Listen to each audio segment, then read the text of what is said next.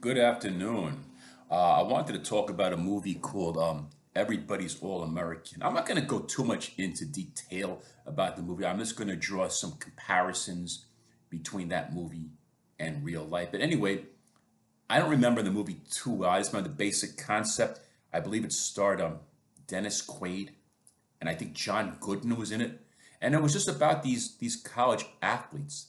I think they were football players, and just how they were popular, and everything revolved around them on the college campus. And some of the young ladies, actress in them, it almost reminded me of the fraternity scene in Animal House. Remember the two twin sisters, Babs and whatever, and it's just about the cheerleaders and the jocks and how they're basking in the popularity. And I remember I was around the age when I saw the movie.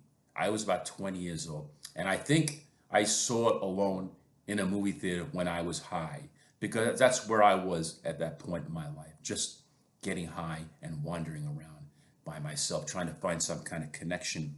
And uh, the first parallel that I drew between that movie, well, first of all, in that movie, what happens is these people, they're very popular in college. Dennis Quaid, all of them, but like they find out as they get older, their notoriety in college is meaningless in the new world. It's like they're a big fish in a little pond, but they're a small, because you see, they stick together the whole life.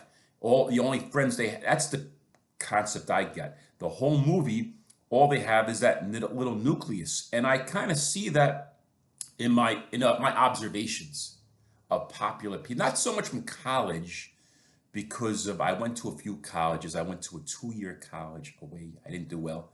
I finished up college at a local college, so there wasn't much of a there was an on-campus scene, but I didn't live on campus, so I don't know who was popular and who was cool.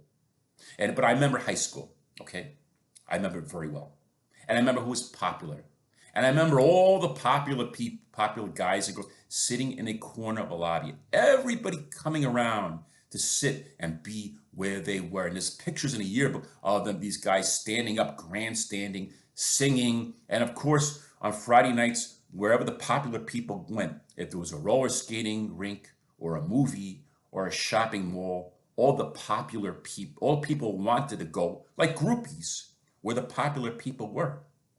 And I started drawing a tie to this movie about, was it 4, maybe 5 years after high school. So I went to this local bar where all the high school jocks and everybody hung around. And I remember there was a group, maybe 4 jocks who were popular in high school, and they were sitting together, all huddled up. The bar was empty, nobody was there, and it was just them sitting. And I walked up, I talked to them, but they kind of treated me with indifference, like I wasn't part of their group. I wasn't going to be included. And I admit, I have always tried to fit in with the popular crowd. Even at this point in my life, I still am, because I don't know where I fit in, because I don't have very close, healthy family relations. So I'm trying to fit in somewhere. And I just observed how, people think that when people are popular in high school, it doesn't make a difference when they grow up. No, I've gone to a few high school reunions. Everything still revolves around them. Even in the planning committee for these reunions, they usually involve or some. They're the star of the show. Everybody's around them. Everybody wants to go. I remember this one girl, young lady at one of our reunions. Like when she walked up, I thought everybody was like paparazzi trying to surround her for an autograph. And then she's like, "I gotta go, I gotta go, I gotta go, I gotta catch my plane," whatever. And I remember being there at the end, like, where'd everybody go? I'm standing there in my pocket. Like no one gave me any kind of send off like that. So I'm trying to find my purpose in life, and maybe this podcast is part of it.